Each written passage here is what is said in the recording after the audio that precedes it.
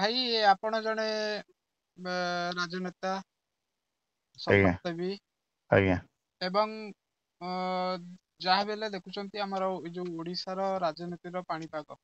ଆଜ୍ଞା ରାଜ୍ୟ ସରକାର ବର୍ତ୍ତମାନ ଆମ ମଉଡମଣି ଜଗତରନାଥ ଜଗନ୍ନାଥଙ୍କୁ ଆଜ୍ଞା ଯେହେତୁ ବର୍ତ୍ତମାନ ଦେଖୁଛନ୍ତି ସାରା ଗାଁ ଏବଂ ସହରାଞ୍ଚଳରେ ଆଜ୍ଞା ପ୍ରଭୁଙ୍କର କଣ ଏତେ ଅଭାବ ପଡିଲା ଯେ ବର୍ତ୍ତମାନ ଠାକୁରଙ୍କୁ ମୋହରା କରିକି ବର୍ତ୍ତମାନ ଯୋଉ ଚଲେଇଛନ୍ତି ଯୋଉ ଭିକ୍ଷାବୃତ୍ତି, ଏଇଟା ଆଜ୍ଞା ଆପଣ କେତେ ଦୂର ଗ୍ରହଣୀୟ କରୁଛନ୍ତି? ଦେଖନ୍ତୁ ଶିବକେତନ ଭାଇ, ଏ ବିଷୟ ଉପରେ ଆଲୋଚନା କରୁଛନ୍ତି ମୁହଁ ଖୋଲିକି, ଏବଂ ଓଡ଼ିଶାବାସୀଙ୍କୁ ମଧ୍ୟ ମୁଁ ନମସ୍କାର ଜଣାଉଛି। ଏଇ ଯୋଉ କହିଲେ ଆପଣ ଜଗନ୍ନାଥଙ୍କୁ ନେଇ, ଆପଣ ଏଠୁ ସ୍ପଷ୍ଟ ଜାଣି ଦିଅନ୍ତୁ ଯେ ଓଡ଼ିଶାର ସଂସ୍କୃତି ପରମ୍ପରାକୁ ନଷ୍ଟ କରିବା ଲାଗି ଏ ଏକ ପ୍ରକାର ଗୋଟେ ଷଡ଼ଯନ୍ତ୍ର। ଯେଉଁ ଷଡ଼ଯନ୍ତ୍ରକୁ ବିଜୁ ଜନତା ଦଳର ନେତା ବୁଝୁଛନ୍ତି, ବୁଝିଲେ ବି ସେମାନଙ୍କ ପାଖରେ ବାଟ ନାହିଁ। ସେମାନେ ନାଚରା ବନ୍ଧା। ମୁଁ ଆପଣଙ୍କୁ ଗୋଟେ ସ୍ପଷ୍ଟ କରି କହୁଛି, ଆପଣଙ୍କର ରତ୍ନ ଭଣ୍ଡାର ଏଯାଏ ଖୋଲା ହେଇପାରିଲା ନାହିଁ। ହଜାର ହଜାର ଏକର ଜମି ଜଗନ୍ନାଥ ମହାପ୍ରଭୁଙ୍କର ବାଟ ମାରଣା ହେଇଗଲାଣି, ସେ ତାର ତଦନ୍ତ ହଉନାହିଁ। ଏବଂ ଆପଣଙ୍କର ଜଗନ୍ନାଥ ହୁଣ୍ଡିରୁ ଆଦାୟ ହେଉଛି ପ୍ରଶାସକ, ତାର ମଧ୍ୟ ସ୍ପଷ୍ଟ ଚିତ୍ର ରଖୁନାହିଁ।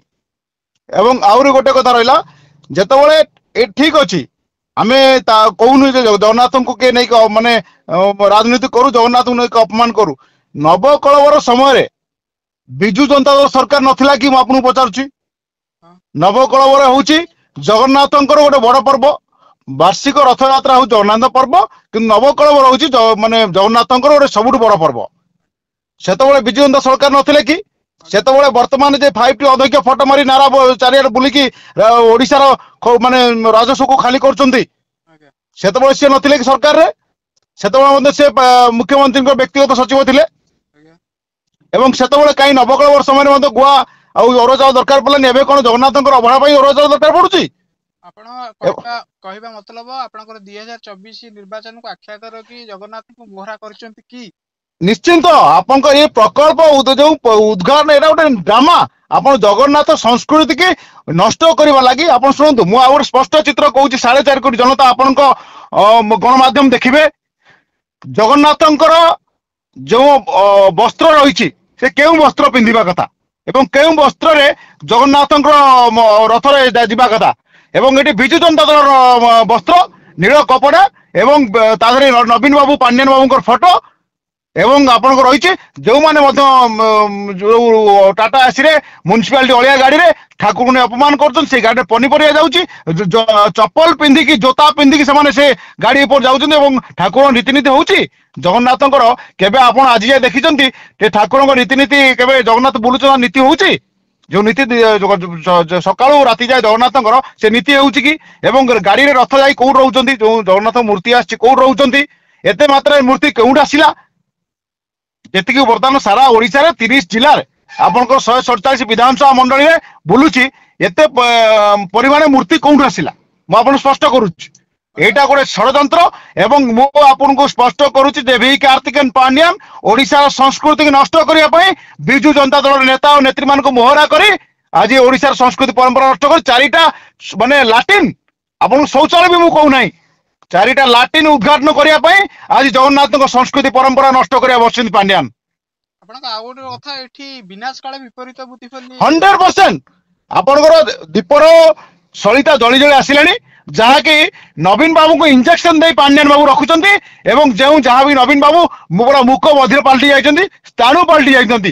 ଆଜି ଓଡିଶାର 4.5 କୋଟି ଜନତା ହାହାକାର ଡାକିଲେଣି। ଆପଣ ଦେଖନ୍ତୁ, ଜଗନ୍ନାଥଙ୍କ ରଥରେ ଯୋଉ ଅଟୋରେ ଯୋଉ ନଉଛନ୍ତି ଆଉ ଜଗନ୍ନାଥଙ୍କୁ, ଆପଣ ବହୁତ ଜିନିଷ ଦେଖିଥିବେ, ବହୁତ ଜାଗା ଲୋକ ବାଡିଆ ପିଟା କରୁଛନ୍ତି। ଏ କଣ? ଏଇଟା ଗୋଟେ ଏ କଥା। କଣ ସବୁ? ଏଇଟା ଗୋଟେ କଥା, ଆପଣଙ୍କର ଯୋଉ ଆମର ଜଗନ୍ନାଥ ଠାକୁରଙ୍କର ଯୋଉଠି ମାନେ ସେମାନେ ମଣିଷକୁ ଗୋଟିଏ ଘଣ୍ଟ ଘୋଡେଇ ରଖିବା ବଦଳରେ ଏମାନେ ଆଣିକି ଯୋଉ ମୋହରା କରୁଛନ୍ତି, ଠାକୁରଙ୍କର ଆଜି ଅଭାବ ପଇଲା, ଗାଁ ଗହଳିରେ ପହଞ୍ଚିକି ଅରୁଆ ଚାଉଳ ବୁଆ ମାଗିବା, ପଇସା ମାଗିବା ଏବଂ ରାଜନୀତିକରଣ କରିବା, ଏହା ଗୋଟେ କଣ ଆମ ଏଇ ଯୋଉ ସମାଜ ପ୍ରତି ଗୋଟେ ଏଇଟା ଶୁଭଙ୍କର ନୁହେଁ ଏବଂ ଏଇଟା ଶୋଭା ପାଉନାହିଁ। ମୁଁ ଆପଣଙ୍କୁ ସ୍ପଷ୍ଟ କରୁଛି, ଏହାର ପ୍ରକୃତ କାରଣ ହେଲା ପାଣ୍ଡିଆନ ବାବୁ ଯେଉଁ ଗୋରୁ ମାଂସ ଖାଉଥିବା ଜଣେ ମହିଳାଙ୍କୁ ଆଣି ଯେତେବେଳେ ପୁରାଇଲେ ମହାପ୍ରଭୁଙ୍କ ମନ୍ଦିରରେ ଏବଂ ସେ ଇସ୍ୟୁକୁ ଆଡ଼େଇବା ପାଇଁ ଏବଂ ଯେତେବେଳେ ବିଜେପି ରାମ ମନ୍ଦିର ପାଇଁ ଯେତେବେଳେ ଯୋଉ ବିକଶିତ ଭାରତ ରଥ ଯୋଉ ପଠେଇଛି ତାକୁ ମାନେ କାଉଣ୍ଟର କରିବା ପାଇଁ ଇଏ ଗୋଟେ ପ୍ରହସନ। ଆଜ୍ଞା ଏବଂ ଆଉ ଆଉ ମୁଁ ଏଠି ଗୋଟେ କଥା କହିଦେ ଶିବକେତନ ଭାଇ ଶୁଣନ୍ତୁ, ନବକଳବର ସମୟରେ କେତେଟା ପୂଜକ ଆସିଥିଲେ ନବୀନ ବାବୁଙ୍କୁ ନିମନ୍ତ୍ରଣ କରିବା ପାଇଁ ଅଛି କି କହିପାରିବେ? ମୁଁ ଓଡ଼ିଶା ଲୋକଙ୍କୁ, ମୁଁ ବିଜୁ ଜନତା ଦଳ 147 ବିଧାନସଭା ନିର୍ବାଚନ ମଣ୍ଡଳୀ ନେତାମାନଙ୍କୁ ପ୍ରଶ୍ନ କରୁଛି ଏବଂ ଯୋଉ 12 ଲୋକସଭା ଆସନ ଜିତିଛନ୍ତି ଏମ୍ପି ମାନଙ୍କୁ ପ୍ରଶ୍ନ କରୁଛି, କହିପାରିବେ ଆଜି କଣ ଦରକାର ପଡିଲା? କାରଣ ସେ ପୂଜକ ମାନେ ସ୍ୱର ଉଠେଇଲେ ଯେ ଜଷ୍ଟ ଉଠେଇ ଆସୁଥିଲେ, ତାଙ୍କୁ ଚାପିବା ପାଇଁ ତାଙ୍କୁ କିଛି ପ୍ରଲୋଭିତ କରି ତାଙ୍କୁ ଆଣି ନବୀନ ବାବୁଙ୍କ ପାଖରେ ପହଞ୍ଚାଇ ଗୋଟେ ପ୍ରକଳ୍ପ ଉଦ୍ଘାଟନ ନାଁରେ ଗୋଟେ ମିଛ ପ୍ରଚାର, ଜଗନ୍ନାଥ ଆମ ମହାପ୍ରଭୁଙ୍କୁ ଅସମ୍ମାନିତ କରୁଛନ୍ତି, ଆମ ସଂସ୍କୃତି ପରମ୍ପରା ନଷ୍ଟ କରୁଛନ୍ତି, ଯାହାକି ମହାପ୍ରଭୁ କ୍ଷମା କରିବେ ନାହିଁ ଏ ପାଣ୍ଡିଆନକୁ। ଏବଂ ବିଜୁ ଜନତା ଦଳ ଧ୍ୱଂସ ହୋଇଛି, ମୁଁ ଆପଣ ସ୍ପଷ୍ଟ କରୁଛି। ଯଦି ଏ କ୍ଷେତ୍ରରେ ଆମର ଓଡ଼ିଶାବାସୀଙ୍କୁ ଏଟା କୁଠାରଘାତ ହଉଛି, ଓଡ଼ିଶାବାସୀ କାହିଁକି ଏପର୍ଯ୍ୟନ୍ତ ନିଦରେ ଶୋଇଛନ୍ତି, ଚେଇକି ଏଟାକୁ ପ୍ରତିବାଦ କରୁନାହାନ୍ତି?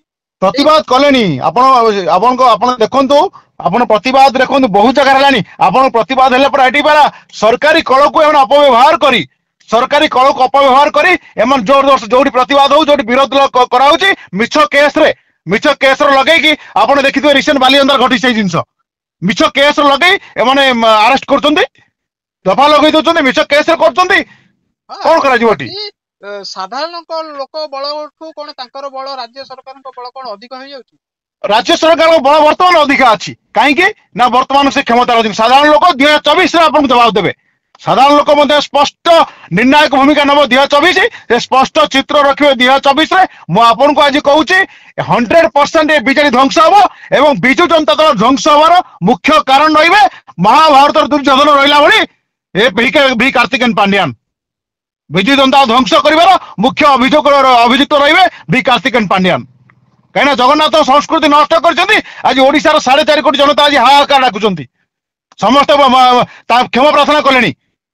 ଧନ୍ୟବାଦ ଦିବ୍ୟ ଭାଇ, ଆପଣଙ୍କର ମତାମତକୁ ଆମେ ଧନ୍ୟବାଦ ଦଉଛୁ। ନମସ୍କାର। ରହିଲି, ହଁ। ନମସ୍କାର।